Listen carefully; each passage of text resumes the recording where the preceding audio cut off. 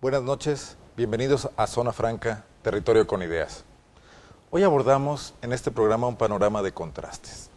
La población enfrentando cada vez más un país que no conoce. El tema de los desaparecidos, de los migrantes y de las personas que han ido a otros estados y sus familiares no han vuelto a saber de ellos. En la mesa, precisamente sobre esto, 4 puntos de vista. Un antropólogo, un migrante, el punto de vista del gobierno del estado y la Procuraduría de los Derechos Humanos. Acompáñenos, soy Arnoldo Cuellar y entramos en Zona Franca.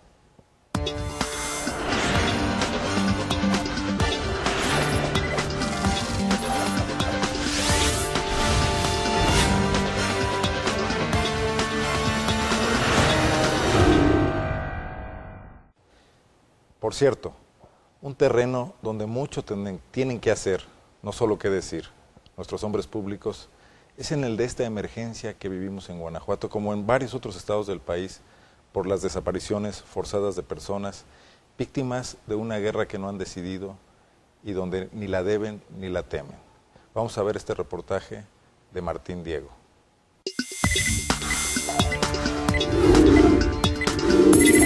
Mi abuelo mató franceses y mi padre federales, y yo tan solo heredé un jacal y 3 nopales, y yo tan solo heredé un jacal. Durante la Guerra Fría que se vivió en este país hubo decenas de desaparecidos, maestros, sindicalistas, activistas y otros personajes peligrosos para el sistema. Pero hoy desaparecen padres de familia, hijos, migrantes, vacacionistas, excursionistas. En Guanajuato crece el número de personas desaparecidas. Se ven los estragos de una guerra nacional que se estaciona en las familias de comunidades que nada tienen que ver con la guerra, solo que pasaron por ahí. Estamos frente a una gravísima violación de derechos humanos que se llama la desaparición forzada. No es gratuito que el mes pasado, marzo, estuvo el grupo de trabajo sobre desapariciones forzadas en este país. La Procuraduría Estatal de los Derechos Humanos confirma un incremento en casos de personas que desaparecen, en su mayoría migrantes, y a quienes buscan en Durango, Nuevo León y Tamaulipas. Hay casos de desaparecidos en Veracruz, Zacatecas, Tlaxcala, Puebla y Chiapas, entre otros estados. Donde en 2010 y lo que llevamos de 2011 llevamos 201 personas subidas al sistema que están desaparecidas. En diferentes partes de la República, que sus familiares no saben de su paradero. Fue tras el hallazgo de varios cadáveres en San Fernando que se dieron las primeras estadísticas, los números, las denuncias, pero detrás de cada folio hay una familia. El equipo de Zona Franca llegó a la comunidad Los Prieto, en Salamanca. Ahí vive María Mercedes, quien espera a su esposo. Fue el 24 de marzo que salió de Lomas de San Antonio con destino a Texas. No era la primera vez que salía, y ahora lo quiere de vuelta, con sus hijos, con su familia. Que los busquen más que nada para que los encuentren, porque pues así que ya es mucho tiempo. Ya un mes, pues es un mes. Y pues no, ni una razón de nada. Ni si están vivos o los tienen por ahí, no sé yo. Pues que llevaba, pues nada más una muda de ropa. Poco dinero. Dijo para lo que se necesita en el camino, nada más. Consiguió para irse porque pues... Las carreteras de Guanajuato hilvanan las historias. Es por ahí donde se van los migrantes. Es por ahí donde abordan el camión, donde ahora corren más peligros que antes solo al cruzar la frontera. Leticia Zavala y María Isabel Vargas preguntan dónde están sus esposos, quienes abordaron un camión sobre la carretera Irapuato-Abasolo para trabajar en Estados Unidos. O sea, pues más que nada es, pues, como le dije desde un principio, la incertidumbre. Pues muchas cosas se le vienen a uno a la cabeza de puede pasar esto otro. Y pues sí, en ratos como si es coraje que tiene uno, más que nada. Es que esto está pasando por culpa del gobierno, por tanta corrupción que hay, tanta inseguridad que hay. Porque si el gobierno estuviera más al pendiente de todo eso, no estuviera pasando esto. Iba a trabajar para hacer un futuro para mí, para mi hijo y para él. Porque pues aquí desgraciadamente no, pues casi está muy escaso el trabajo. Eleazar Martínez salió de la comunidad del Carmen para darles un mejor futuro a sus hijos, para terminar la casa que hace 5 años construye. No logró llegar. Fue el primer guanajuatense de quien se confirmó su identidad. Estuvo desaparecido y era parte de los 60 expedientes que se abrieron para buscarlo en San Fernando. Finalmente lo encontraron. Fue enterrado en su tierra. A estas alturas, su familia ya no siente dolor, sino indignación, pues Eleazar fue obligado a salir por la pobreza que se vive y piden que se haga justicia. Y sí sabe el gobierno y no hace nada, pues. Simplemente es policías que agarran en Fernando, dicen que a unos les decían, no llevan eso, y se hacían pendejos. ¿No? ¿Por qué? Porque están incluidos también, o están recibiendo algo también, parte de los mafiosos. Siquiera ellos se pusieran los zapatos de nosotros, vinieran a ganar 600 pesos a la semana, y qué bueno que hubiera trabajo de toda la semana, como dice mi tío, son 2-3 días por semana. ¿Qué haces tú con 300 pesos o 360 pesos si tienes 4 o 5 niños? Pero la migración no para. Diariamente salen guanajuatenses con destino a Estados Unidos. Baja la afluencia de paisanos, pero no la necesidad. Pues casi en cualquier frontera ahorita bajó, simplemente por la crisis económica que hay, bajó un poco la venta, tanto eso, y otro tanto por la inseguridad. Simplemente dicen que también para venir hay anuncios que puso el gobierno americano, donde dice que si no tienen nada que venir, se limite de viajar las personas para acá, para México. Mi abuelo y mi padre murieron por la justicia. Mi abuelo y mi padre murieron por la justicia. Yo pienso que esta señora los jacales no visita. Yo pienso que esa señora los jacales no visita. Aunque la mayoría de los expedientes de personas desaparecidas en el estado de Guanajuato se debe a personas que salieron de sus comunidades y se perdieron en su trayecto hacia los Estados Unidos, hay otros 2 expedientes que aguardan por respuestas. Uno de ellos, el de los cazadores leoneses, y otro de los vacacionistas de Manuel Doblado, de quienes todavía no hay noticias. En mayo de 2010, 4 personas de Ciudad Manuel Doblado desaparecieron en el puerto de Veracruz. La familia comenzó a investigar, pero sin resultados. En aquella entidad hubo cambio de gobierno y la investigación no avanza. Pero aquí, en este municipio, las madres piden una respuesta concreta. Nos hemos enterado, sí, hay más personas desaparecidas. No sabemos qué está pasando en nuestro México, que todos estamos tranquilos, pero ya ahorita ya no. Todos tenemos miedo, inseguridad, pero sí hay muchas personas que están desaparecidas. Nosotros, según nos fuimos a pasear, a vacacionar, pero pues esas vacaciones, como dicen, se convirtieron en un infierno. Las 4 familias han solicitado a las autoridades de Veracruz que les entreguen por escrito el avance de las investigaciones, pero no lo han logrado. Las autoridades de Guanajuato tampoco tienen respuesta. Este caso ha levantado la indignación de todo un pueblo. Que fuera 1, pero son 4, debe de haber mayor indignación por parte del municipio, por parte de la ciudadanía a estas cuestiones que se hacen, ¿no? Durante estos días, la zozobra recorre por el municipio y la misma pregunta, sin respuesta. En León hay otro caso. Son 8 cazadores quienes salieron en diciembre a Zacatecas, de quienes hasta ahora no se tiene más información, solo la promesa de que lo siguen buscando. Pues es muy triste, la verdad, y pues es algo que prácticamente se va a quedar marcado para siempre, para toda tu vida. Es algo que tenemos que seguir día a día, levantarte, dormirte, preguntar, seguir tus propias investigaciones, buscar tus propias respuestas y soluciones. Es algo muy duro que todas las 8 familias han tratado de salir adelante.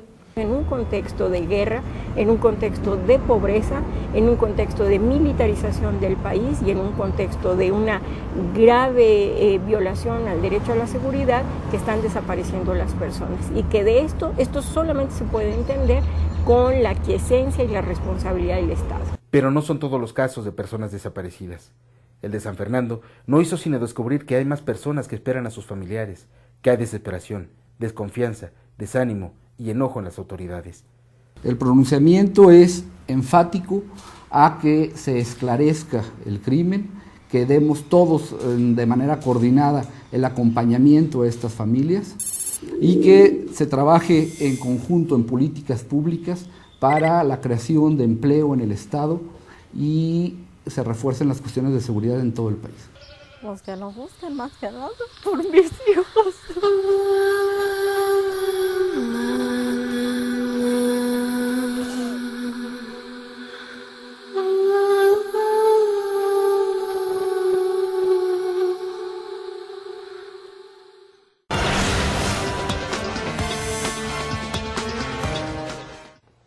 Qué bueno que sigue con nosotros.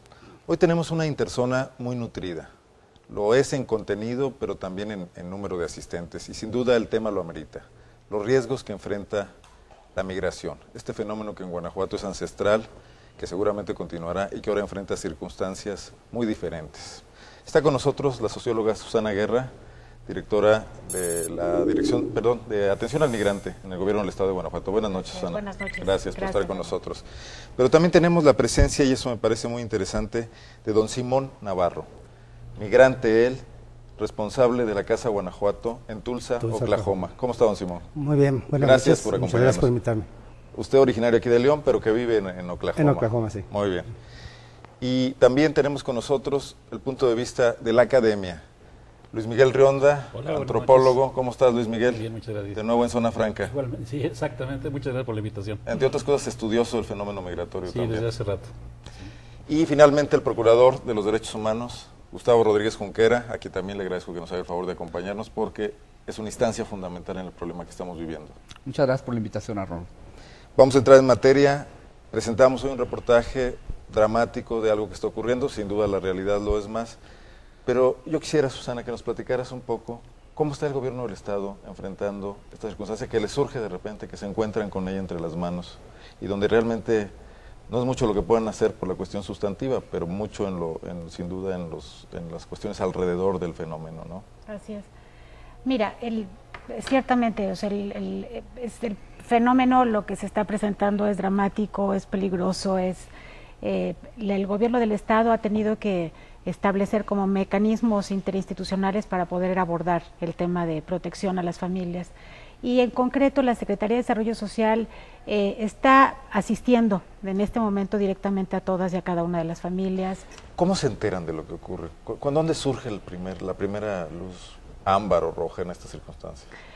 Surge por la llegada de familias de migrantes de San Felipe que empiezan, que llegan a nuestra oficina a decir que sus familiares están desaparecidos. Que no tienen noticias. Exactamente, que no hay noticias, que hace ya 2 o 3 meses están sin ningún contacto. Tradicionalmente nosotros en la Secretaría tenemos reportes muy aislados de migrantes desaparecidos y nuestra tarea era, hacíamos pósters que se repartían en la zona fronteriza con Estados Unidos, en la franja con México, en los albergues y demás, y en los estados tránsito, terminales de camiones, y en algunos casos llegamos a tener éxito. En muchos de los casos ¿qué advertían en esos anuncios? Que se buscaba a esta persona que estaba desaparecida y con la autorización de la familia se ponía la fotografía y los datos generales y el teléfono donde comunicarse. Como casos aislados, digamos. Como casos aislados, no este fenómeno como lo que se presentó de Tamaulipas, pero nos permitía tener un camino de búsqueda de los migrantes. Lo que pasaba antes, según recuerdo, era más bien, los peligros estaban del otro lado de la frontera, a la hora de cruzar el desierto, a la hora de enfrentar a las autoridades migratorias. Pero sin embargo, Gustavo, ahora los tenemos de este lado de la frontera. Sí, también. Y mira, el fenómeno migratorio, como lo has comentado, Arnoldo, pues es ancestral. Van en busca de alimentos, de mejores oportunidades de vida, de mejor desarrollo para sus personas y sus familias. Y en el Inter se han presentado una serie de violaciones en México, están sufriendo múltiples violaciones a derechos humanos, están siendo extorsionados, robados, secuestrados, abusados física y sexualmente, captados para trata de personas. ¿Cuándo detectan ustedes que empieza a cambiar el patrón de los riesgos que sufren los migrantes? Se incrementa, a partir del 4 de abril es cuando nosotros tenemos la primera noticia de personas de Valle de Santiago, donde nos dicen que están desaparecidos. Tenemos nosotros un programa de personas desaparecidas en el cual cuando llegan los familiares nos avisan, detonamos la alarma, con todas las comisiones de derechos humanos del país, Procuradurías de Justicia, PGR, Secretaría de Seguridad Pública Federal, y subimos al sistema la foto y los datos. Entre el 4 y el 12 de abril es cuando nos damos cuenta que se está disparando el número de personas desaparecidas rumbo al norte del país. Por denuncias que se hacen ante ustedes también. Así es. Como se hacen ante la Secretaría de Desarrollo Social y creo que ante la Procuraduría de Justicia. Sí. A mí me gustaría, don Simón, ¿cómo están ustedes viviendo esta circunstancia? Desde luego nueva ya, pero ya tenían historias ustedes de gente que llegaba, es pregunta, con este tipo de circunstancias que habían afrontado en el camino. Pues en los años que tengo yo radicando en los Estados Unidos, que es más o menos aproximadamente el 74, esta es la primera ocasión que nos enfrentamos, porque nosotros también como migrantes nos estamos enfrentando a un problema de este tamaño, ¿verdad? Inclusive nosotros mismos antes decíamos, no viajamos porque hay peligro, y ahora ya no queremos viajar. Queremos viajar en avión, pero quiero aclarar algo que siento yo que no es toda la culpa del gobierno, sino todos tenemos la culpa. Del gobierno mexicano. Exacto, sí. De lo que está pasando por esta razón. Porque desde que empezaron a aparecer los primeros casos, no denunciaron. Si hubiera habido denuncias, se había parado. Ya se paró, no tarde, porque nunca es tarde para parar algo. Pero Aunque sí es un temor muy grande el que sí existe allá. Incluso las organizaciones de mexicanos, especialmente que hay allá, muchos nos hemos sentado a la mesa a platicar, a buscar un mecanismo, cómo hacerle llegar al gobierno aquí, que no a todas las personas, pero que investiguen a las personas que puedan portar armas, porque nosotros somos unas víctimas, somos víctimas, porque saben que no traemos más que... El tráfico de armas es más bien de Estados Unidos hacia México, sí. ¿Verdad? También. A nosotros, como familias, se nos esculca a lo demasiado. ¿Y cómo pasan las armas? Por otros caminos. Si nosotros tenemos una navaja más de este tamaño, ya nos toman como... Sin duda se ha mejorado, ha habido una presión pública importante para eso, en el mejor trato a los migrantes que regresan. ¿O no lo siente así? Sí, sí, naturalmente. Desde que hubo cambio en el poder, sí hubo bastante cambio. Sí, yo sé, como digo, porque estoy viajando desde el 74, entonces yo he visto el cambio. El problema era que antes ustedes traían dinero, traían recursos, traían regalos, y era cuando eran víctimas incluso de autoridades corruptas. Exacto. Ahora estamos viendo el fenómeno donde gente que no trae más que una muda de ropa, como decía el reportaje que hace rato vimos, están siendo secuestrados y asesinados. Desafortunadamente la situación de secuestro es porque ya desde que salen de su casa de aquí, ya saben quiénes son los familiares allá. Entonces, si saben que aquella persona está un poco viviendo cómodamente allá, es para sacar el dinero a los que están allá, no a los que están aquí. Déjame no importa que traigan una muda de ropa nada más, porque el dinero los tienen los parientes que están en Estados Unidos. La extorsión telefónica. Ahí donde yo vivo, en Tulsa, ya ha habido varios secuestros.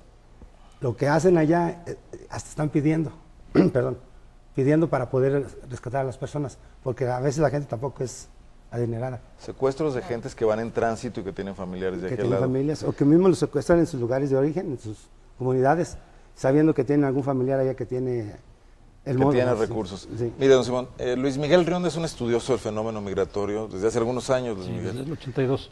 Tú has estado dando el seguimiento a esta situación. Tu punto de vista es muy importante. ¿Cómo pues ves? Mira, a mí me tiene alarmado el cambio en las condiciones de seguridad con las que pueden viajar los migrantes. Si recordamos, cuando se estableció el programa Bracero entre el 42 y el 84, los migrantes podían viajar con plena seguridad. Tomaban el tren en Irapuato y todo el trayecto estaban perfectamente asegurados. O sea, viajaban bajo la protección de las leyes de ambos países y también bajo la protección de un acuerdo firmado, negociado por dos gobiernos. Eso desgraciadamente se perdió. Y después de que terminó este programa Bracero, comienza la migración de carácter, no comienza, digamos, se intensifica la migración de carácter indocumentado, y es cuando empiezan las condiciones de riesgo, o cuando se acentúan las condiciones de riesgo.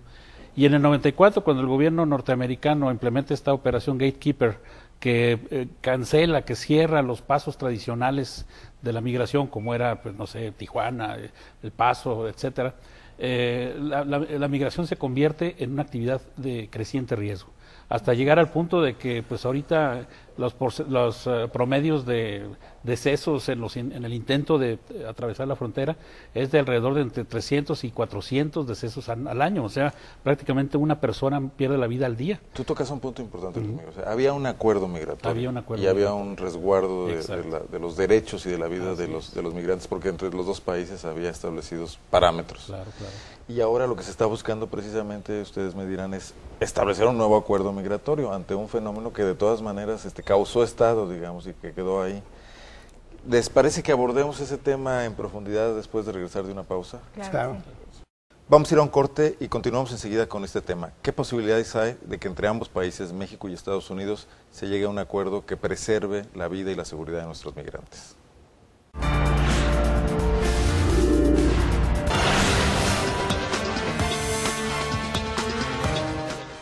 Regresamos. Gracias por continuar con nosotros. No se olvide también de consultar nuestra página web, www.zonafranca.mx, donde hay información sobre esto y otros temas todos los días, variada todos los días.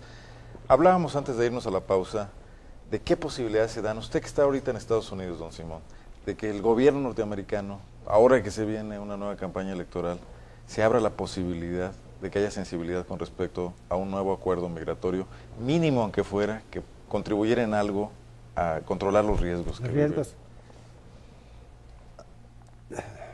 Vamos a ver las cosas como son. No creo que haya una... No hay posibilidades. No hay posibilidades. Ahora otra vez el presidente Obama abrió otra vez el tema. ¿Por qué? Porque van a empezar las elecciones otra vez. A coquetear con el electorado latino. Sí, porque ahorita ya es como siempre necesitan el apoyo del latino. Entonces, yo lo veo de ese ángulo, de que no hay posibilidades.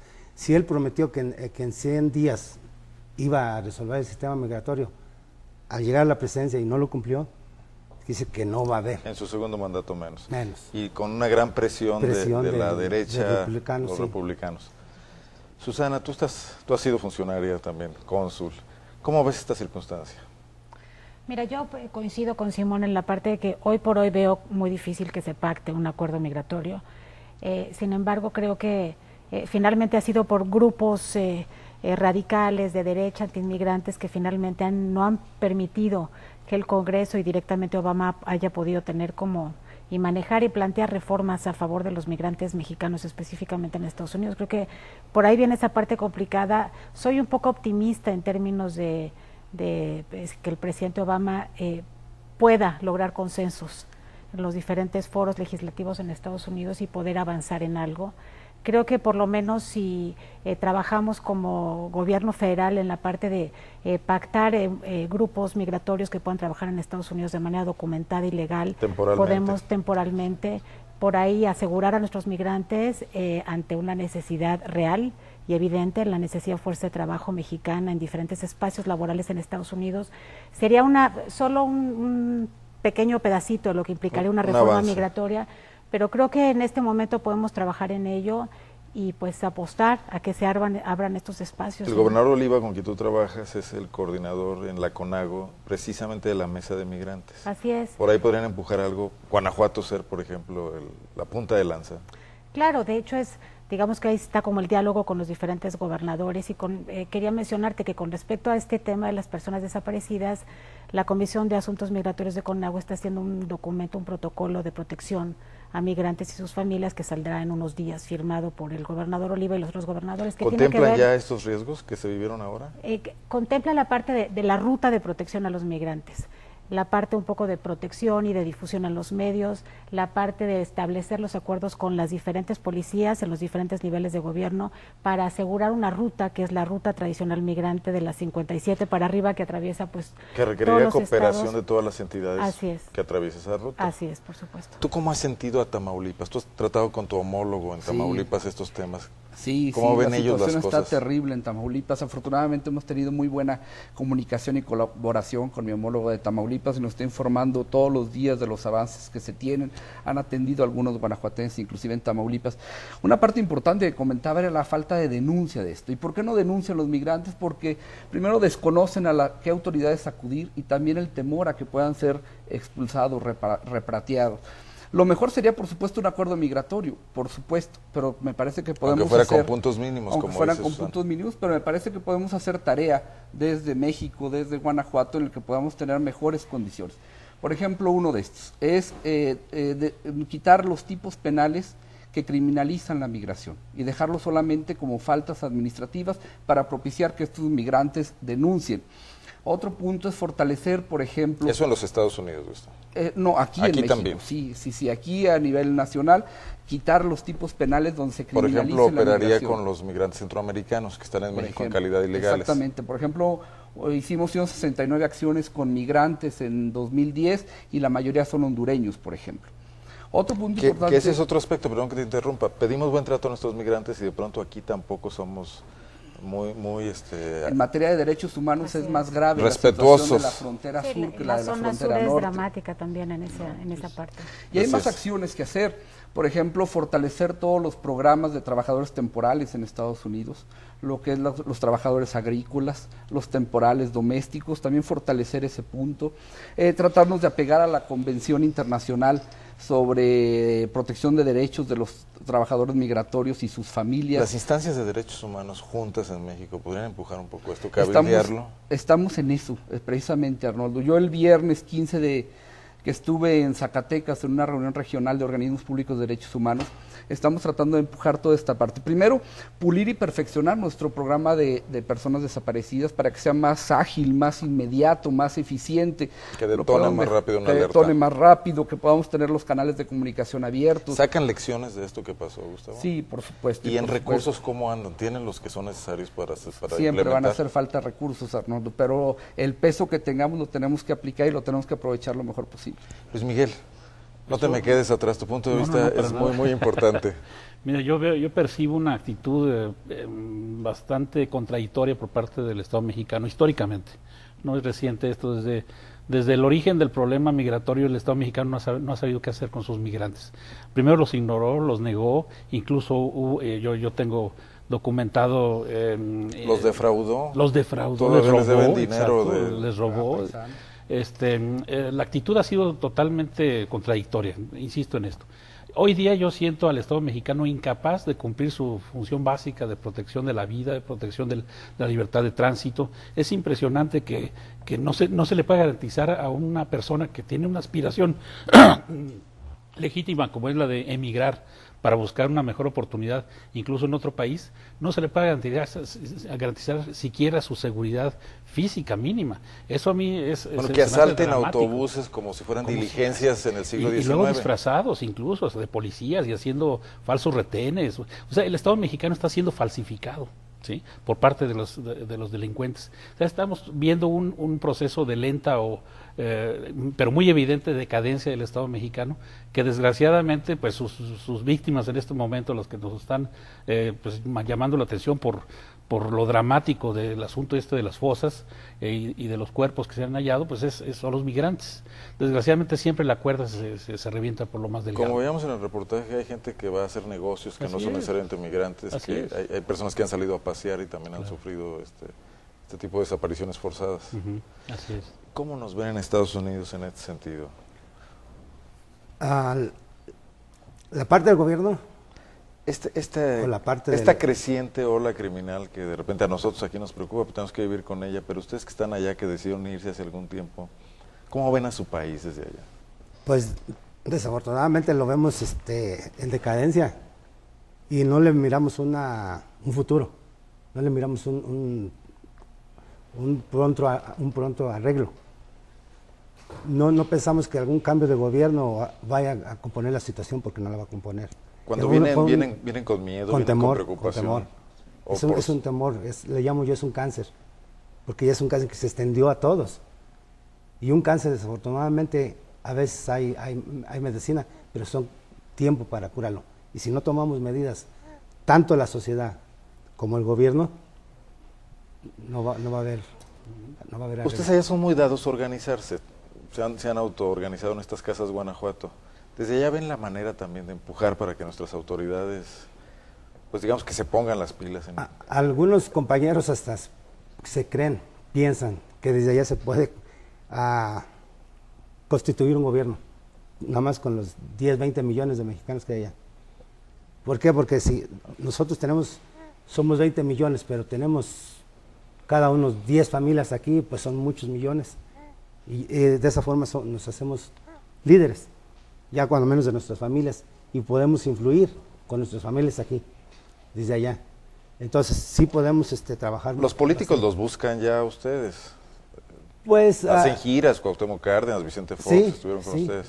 Sí, nos buscan, pero más bien siento yo que es como por conocernos.